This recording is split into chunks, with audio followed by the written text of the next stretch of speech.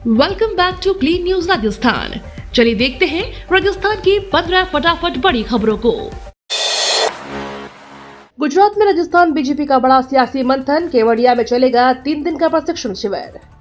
राजस्थान की सियासत में एक बार फिर से भाजपा की बड़ी रणनीतिक हलचल देखने को मिलने वाली है। प्रदेश की सत्ता संभाल रही भारतीय जनता पार्टी अब अपने जनप्रतिनिधियों को ज्यादा प्रभावी और कार्यकुशल बनाने के उद्देश्य से एक 3 दिवसीय विशेष प्रशिक्षण शिविर आयोजित करने जा रही है। यह शिविर 5 से 7 मई तक गुजरात के प्रसिद्ध पर्यटन स्थल केवड़िया में आयोजित होगा। बताया जा रहा है कि मुख्यमंत्री भजन लाल शर्मा, भाजपा प्रदेश अध्यक्ष मदन राठौड़, पार्टी के सभी विधायक, सांसद और मंत्री इस शिविर में भाग लेंगे। यह आयोजन भाजपा के लिए न सिर्फ संगठनात्मक मजबूती का जरिया बनेगा, बल्कि आने वाले समय में चुनावी रणनीतियों की दिशा भी तय करेगा।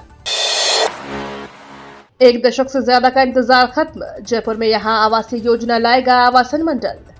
राजस्थान आवासन मंडल संघ ने तहसील के ग्राम सिरोही में जल्द ही आवासीय योजना लॉन्च करेगा।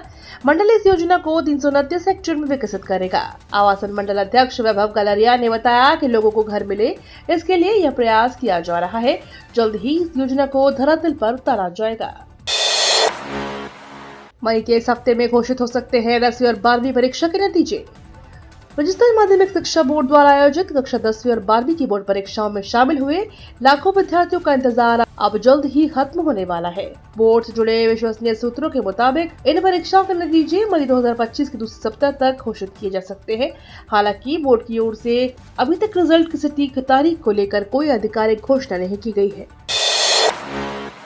केदारनाथ धाम के कपाट खुलने पर सीएम भजन लाल ने श्रद्धालुओं को दी बधाई। अगर आपने चारधाम यात्रा की योजना बनाई है तो आपके लिए सबसे अच्छा मौका होने वाला है, क्योंकि शीतकाल में बंद हुए बाबा केदारनाथ के कपाट कल यानी 2 मई को खोल दिए गए हैं। केदारनाथ भगवान शिव के 12 ज्योतिर्लिंगों में से 4 धामों में से एक है। राजस्थान के सीएम भजन लाल शर्मा ने भी बाबा केदारनाथ के कपाट खुलने पर हार्दिक बधाई और शुभकामनाएं दी है। सीएम ने पोस्ट शेयर करते हुए कहा कि 12 ज्योतिर्लिंगों में से एक देवादिदेव महादेव की पावन धाम श्री केदारनाथ धाम के कपाट खुलने पर सभी श्रद्धालुओं को हार्दिक बधाई एवं शुभकामनाएं। पाकिस्तानी नागरिकों को LT वीजा के लिए नए सिरे से करना होगा आवेदन। दीर्घकालिक पाकिस्तानी वीजा धारकों को FRRO पोर्टल पर नए सिरे से करना होगा।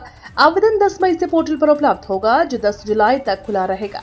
पाकिस्तानी नागरिकों की दीर्घकालिक वीजा नीति के संबंध में भारत सरकार के गृह मंत्रालय द्वारा यह निर्णय लिया गया है कि ऐसे सभी पाकिस्तानी नागरिक जिनके पास दीर्घ अवधि का वीजा है और जिन्होंने भारतीय नागरिकता प्राप्त नहीं की है, ऐसे व्यक्तियों को अब सत्यापित दस्तावेजों के साथ इलेक्ट्रॉनिक विदेशी क्षेत्रीय पंजीकरण कार्यालय से पोर्टल पर नए सिरे से आवेदन करना होगा। राजस्थान में खेतों और घरों तक जाने वाले बंद रास्ते खुलवाएगी सरकार। प्रदेश में खेतों और घरों में जाने के लिए रास्ता न होने की शिकायतें काफी संख्या में आती है। न्यायालयों के रास्तों के विवाद इस मामले में लंबे समय से चल रहे हैं। ऐसे में राजस्थान की भजन लाल सरकार ने पहली बार इन बंद रास्तों को खोलकर आमजन को राहत देने के लिए नया रास्ता दिखाया है। दरअसल पूरे प्रदेश में 1 मई से रास्ता खोलो अभियान शुरू किया गया है। इस अभियान का उद्देश्य ग्रामीणों, किसानों और ढाणियों में रहने वाले लोगों को सुगम आवागमन की सुविधा प्रदान करना है। झुंझुनू जिले में भी पहले दिन 1 दर्जन के करीब बंद रास्तों को अधिकारियों ने खुलवाया है। हिरासत में लिए गए बेनीवाल SI भर्ती रद्द को लेकर दे रहे थे धरना। राजस्थान में SI भर्ती परीक्षा 2021 में हुए भ्रष्टाचार की और धांधली को लेकर हनुमान बेनीवाल ने इस परीक्षा को रद्द करने की मांग शहीद स्मारक पर धरने पर बैठे राष्ट्रीय लोकतांत्रिक पार्टी के सुप्रीमो हनुमान बेनीवाल को राजस्थान पुलिस ने हिरासत में लिया है। बेनीवाल राजस्थान लोक सेवा आयोग के पुनर्गठन करने की मांग कर रहे हैं। इसके लिए हनुमान बेनीवाल युवाओं के साथ धरना प्रदर्शन कर रहे थे। झुंझुनू में डंपर मालिक और परिवहन विभाग आमने सामने, 229 वाहनों की RC रद्द। राजस्थान के झुंझुनू में परिवहन विभाग और डंपर मालिकों के बीच तनातनी बढ़ती जा रही है। वन विभाग के रवन्ना के आधार पर ओवरलोड वाहनों के खिलाफ परिवहन विभाग ने सख्त कार्रवाई की है। इसके तहत करीब 223 करोड़ रुपए के चालान काटे गए। चालान राशि जमा न करने वाले 229 वाहनों की RC निलंबित कर दी गई। इस कार्रवाई के विरोध में डंपर मालिक पिछले 5 दिनों से जिला परिवहन कार्यालय से बाहर धरना दे रहे हैं। आज 5 डंपर मालिक क्रमिक अनशन पर भी बैठ गए। राजस्थान में चारधाम यात्रा के नाम पर धोखाधड़ी। राजस्थान की राजधानी जयपुर में चारधाम यात्रा के नाम पर धोखाधड़ी और ठगी की जा रही है। धोखाधड़ी करने वाले बदमाश फर्जी वेबसाइट और ऐप के जरिए ऑनलाइन बुकिंग ले रहे हैं। साथ ही फर्जी ट्रैवल एजेंसियों के एजेंट होटल, टैक्सी, हेलीकॉप्टर सुविधा देने का वादा कर श्रद्धालुओं को ठगने का काम कर रहे हैं। ऐसे में पुलिस मुख्यालय की साइबर शाखा द्वारा इस संबंध में आमजन को सलाह दी गई है कि अधिकृत एजेंट और वेबसाइट से ही बुकिंग करवाएं। सोशल मीडिया पर पोस्ट किए जाने वाले लुभावने विज्ञापनों से सावधान रहे। अलर्ट मोड पर बाड़मेर पुलिस। बंगाल के 69 लोगों को थाने बुलाकर दस्तावेज जांचे। जम्मू कश्मीर में आतंकी हमले के बाद राजस्थान में बाड़मेर जिले की पुलिस अलर्ट मोड पर है। शहर भर में सुरक्षा के कड़े इंतजाम के बीच पुलिस बड़ा कदम उठाते हुए शहर के बीच रह रहे बाहरी लोगों का वेरिफिकेशन शुरू किया है।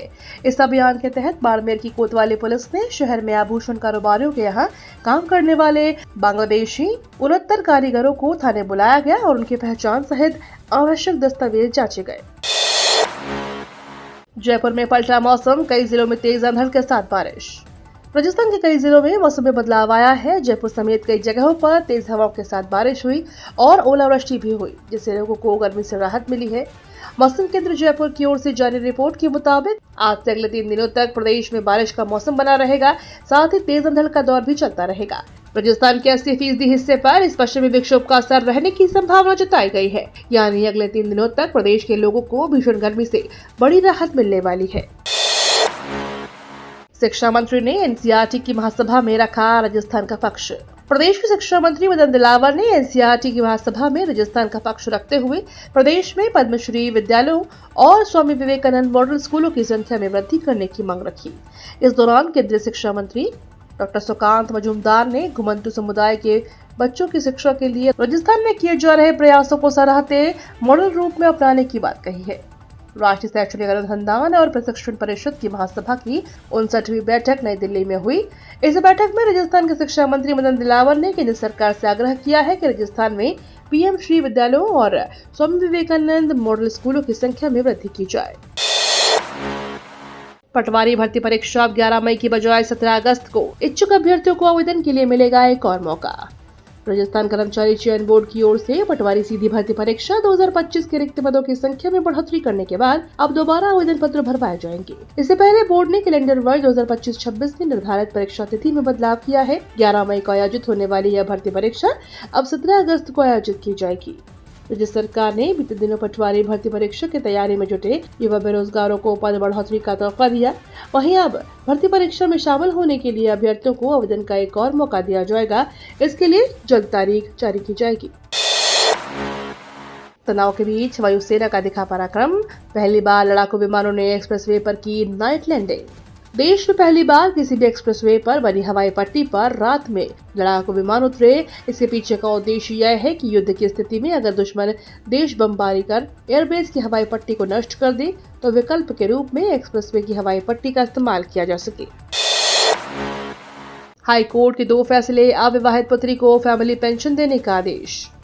राजस्थान हाई कोर्ट ने राज्य सरकार को आदेश दिए हैं कि वह पूर्व राजकीय कर्मचारी की मानसिक रूप से दिव्यांग 62 साल की अविवाहित पुत्री को अंतरिम रूप से फैमिली पेंशन अदा करे। अदालत ने कहा कि याचिकाकर्ता को सामाजिक न्याय और अधिकारिता विभाग की ओर से दिव्यांग पेंशन का लाभ दे और इसकी गणना फैमिली पेंशन में नहीं की जाए। इसके साथ ही अदालत ने राज्य सरकार से दिव्यांग पेंशन योजना के संबंध में भी जानकारी पेश करने को कहा है। अदालत ने मामले में राज्य विधि सेवा प्राधिकरण के सदस्य सचिव को कहा कि वह प्रकरण में याचिकाकर्ता को सभी जरूरी सहायता मुहैया कराए ताकि उसे फैमिली पेंशन और दिव्यांग पेंशन का लाभ मिल सके। ये तो थी राजस्थान की बड़ी खबरें। रोजाना सबसे पहले अपडेट पाने के लिए क्लीन न्यूज राजस्थान को अभी सब्सक्राइब करें।